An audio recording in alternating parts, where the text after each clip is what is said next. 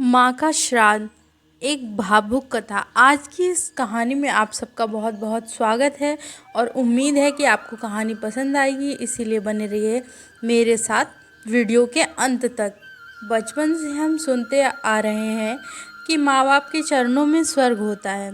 उनकी सेवा से बड़ा कोई धर्म नहीं और कोई बड़ा पुण्य नहीं, लेकिन न जाने क्यों बड़े होते ही हम यह सब भूल जाते हैं।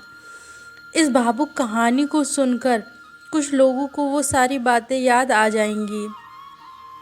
दीदी, याद तो है ना, कल माँ का श्राद्ध है।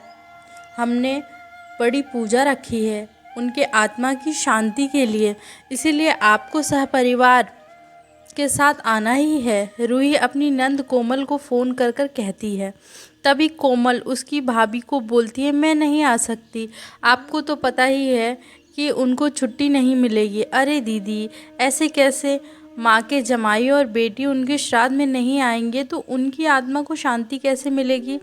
इसीलिए आपको आना ही पड़ेगा, बाकी मुझे कुछ भी नहीं पता। इतना बोलकर रूही ने फ़ोन रख दिया। इधर कोमल पुरानी यादों में खो गई।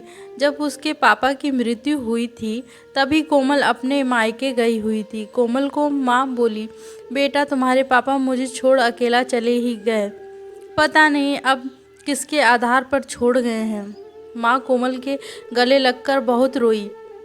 तब कोमल बोली, यह सब लोग तो है ना, भैया भाभी और बच्चे, तो चिंता क्यों करती हो? कोमल कई दिन तक अपनी माँ के पास रहकर आई, लेकिन हमेशा ज़्यादातर फ़ोन पर ही बात होती थी, कभी कॉल पर तो कभी वीडियो कॉल पर। बेटा क्या बना रही है तू? एक दिन माँ ने वीडियो कॉल कर पूछा।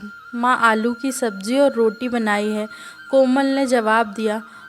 माँ बोली, अरे वाह! सब्जी का नाम सुनते ही माँ की आंखों में एक अलग ही चमक देखने को मिली, कोमल को दिखी। तभी कोमल माँ को बोलती है, माँ तुम्हें खाने का मन है? कर आओ तो भाभी को बोलकर बनवा लो। कोमल हंसते हुए माँ से बोली। तभी माँ, नहीं नहीं, इस उम्र में आलू कहाँ पचते हैं, मैं तो ऐसे ही बोल रही थी। जब तुम्हारे पापा हुआ करते थे तब बहुत बार बनाती थी। भाभी का नाम लेते ही जैसे माँ की आंखों की चमक गायब सी हो गई थी। माँ ने कॉल रख दिया। माँ को क्या हो गया? ऐसे क्यों बोल रही थी? वह सब ठीक तो है ना? कोमल अपने आप से बातें कर रही थी। ऐसे बहुत बार खाने की बातों पर बातचीत करते पर माँ की आंखों का भाव बदल जाता, लेकिन ऐसा क्यों था वह समझ नहीं पाई। लेकिन इसके पीछे का राज उसके समझ में आया जब वह छुट्टियों में 2 दिन की छुट्टी लेकर मायके गई थी। एक दिन कोमल माँ के कमरे में माँ के साथ गपशप कर रही थी। तभी दीदी खाना खाने चलो, रूही रूही बोली। माँ के कमरे में आकर कोमल को बोली, चलो माँ तुम भी खाना खा लो। कोमल उठते उठते बोली, अरे दीदी नहीं नहीं, माँ को क्यों तकलीफ़ देना, या यहीं खाना खा लेंगी, आप चलो। रूही बोली, लेकिन भाभी, लेकिन कुछ नहीं दीदी, आप चलो, माँ के घुटने में दर्द होता है, इसीलिए माँ के कमरे में ही खाना खाती हैं। रूही स्पष्ट रूप से बोली, तो फिर भाभी मेरा भी खाना यहीं लाओ, हम दोनों साथ में खाना खाएंगे, ऐसे कोमल अपने भाभी को कहती है। इस पर रूही कुछ नहीं बोल पाई, लेकिन कोमल को साफ तरीके से समझ आ गया था कि रूही को यह पसंद नहीं आया। वह चुपचाप वहाँ से निकल गई और थैली में पूरी, सब्जी, रायता, अचार लेकर आई और माँ के लिए खिचड़ी। माँ यह क्या है, तुम यह सब खाना नहीं खाओगी क्या? कोमल माँ को बोली। उतने में रूही बोली, और अरे दीदी, माँ के लिए खिचड़ी, यह क्या है, तुम यह सब नहीं खाने वाली हो क्या? कोमल माँ को बोली। उतने में रूही बोली, अरे दीदी, माँ को यह सब माँ ने हजम अपनी नहीं प्लेट उठाई, पर माँ का ध्यान कोमल की प्लेट पर ही था। यह देख कोमल सुन सी पड़ गई। उसने माँ के मुंह में एक पूरी का निवाला डाला, लेकिन माँ ने मना कर दिया। तब कोमल ने अपनी माँ की आंखों में वही भाव देखा जो वह वीडियो कॉल पर देखा करती थी। पता नहीं भाभी का डर था या लड़की के निवाले का मोह था। तभी कोमल ने पूरा खाना माँ को खिलाया और खुद खिचड़ी खा ली।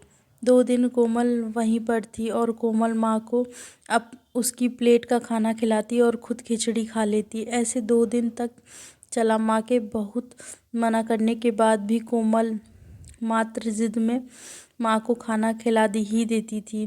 वही भैया, मैं कुछ दिनों के लिए माँ को अपने घर ले जाती हूँ। घर जाने से पहले कोमल ने अपने भैया तन्मय को पूछा। वह बोला, क्या तुम्हारा दिमाग खराब हो गया है? लोग क्या कहेंगे? बेटा माँ को तकलीफ देता होगा, इसीलिए माँ अपनी बेटी के घर रहती है। तन्मय गुस्से से बोला, अरे बाबा, सही तो बोल रहा है वह। माँ बेटी के घर जाती है क्या भला? तू आराम से जा अपने घर, मेरी चिंता मत कर, मैं यहाँ खुश हूँ। बेटे की बातें सुनकर माँ बोली। कोमल ने बहुत जिद की, लेकिन माँ बेबस थी। कोमल उदास मन से अपने घर वापस आई। कुछ दिनों बाद खबर आई कि माँ अब नहीं रही। इस खबर ने सब कुछ खत्म कर दिया था। कोमल को पता था कि माँ कितनी तकलीफ से गुजर रही है, लेकिन माँ को दूसरा लड़का नहीं था बल्कि एक लड़की थी, इसीलिए वह कुछ नहीं कर सकती थी। कोमल अकेले ही माँ के श्राद्ध में आई। आज माँ के श्राद्ध में 56 तरह के भोग बनाए गए। सब लोग मज़े से खा रहे थे। लोगों ने रूही और तन्मय की वाहवाही करने में कोई कसर नहीं छोड़ी। दुनिया में सबसे अच्छा बेटा और सबसे अच्छी बहू कह रहे थे उन्हें। माँ के गुजर जाने के बाद इतना विचार कर रहे तो माँ जिंदा थी तब कितनी सेवा की होगी दोनों ने। कोमल दुखी होकर माँ की तस्वीर की तरफ देख रही थी। तभी, दीदी चलो आप भी खाना खा लीजिए, रूही कोमल को बोली, जो माँ के रूम में माँ की तस्वीर सीने से लगाकर रो रही थी। वह बोली, नहीं भाभी, मुझे नहीं खाना। लेकिन क्यों? आप नहीं खाना खाओगे तो माँ की आत्मा को कैसे शांति मिलेगी? रूही कोमल को बोली, भाभी, जिस खाने के लिए मेरी माँ जब जिंदा थी तब तरसती थी, उसे मरने के बाद दे रहे हो तो वो कैसे तृप्त होंगी? सोच कर देखो एक बार। आज आपने पकवानों का ढेर लगाया है। माँ जिंदा थी तब आपने उनकी मनपसंद खाने के तो 2 निवाले खिलाए होते तो माँ वैसे ही तृप्त हो चुकी होती। वही माँ का असल में श्राद्ध कहलाता। यहाँ जो भी हो रहा है वह सिर्फ एक दिखावा है। इसकी वजह से माँ कैसे तृप्त हो पाएंगी? और जो घर में मेरी माँ अतृप्त होकर चली गई, वहाँ मैं कैसे खाना खा सकती हूँ भला? कोमल चिढ़कर रूही से बोली।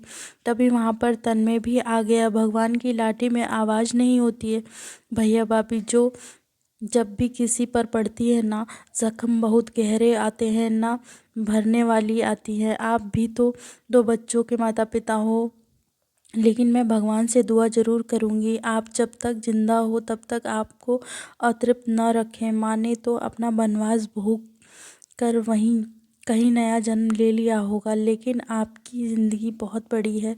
कोमल यह सब बोलकर माँ की तस्वीर लेकर चली गई। पीछे रूही और तन्मय की गर्दन शर्म से झुक गई। दोस्तों, माँ बाप जिंदा हैं तब तक उनकी सेवा करना, उनकी हर इच्छा पूरी करना, वही उनका असली श्राद्ध होता है। उनकी मृत्यु के बाद कितने भी 56 भोग बनाए जाएं, वह सब व्यर्थ है। आज की यह कहानी आपको ज़रूर पसंद आई होगी, उम्मीद करती हूँ। माँ और पिता को कभी इतनी तकलीफ़ नहीं देनी चाहिए कि आगे चल के आपको शर्म महसूस हो। ऐसी ही अच्छी और भावुक कहानियाँ मैं आपके लिए लाती रहूँगी और आप मेरा चैनल देखते रहिए, स्टोरी विद बिंदु। अगर आपने चैनल को सब्सक्राइब नहीं किया है तो प्लीज़ चैनल को सब्सक्राइब कर लें, बेल आइकन प्रेस कर लें। मैं मिलती हूँ आप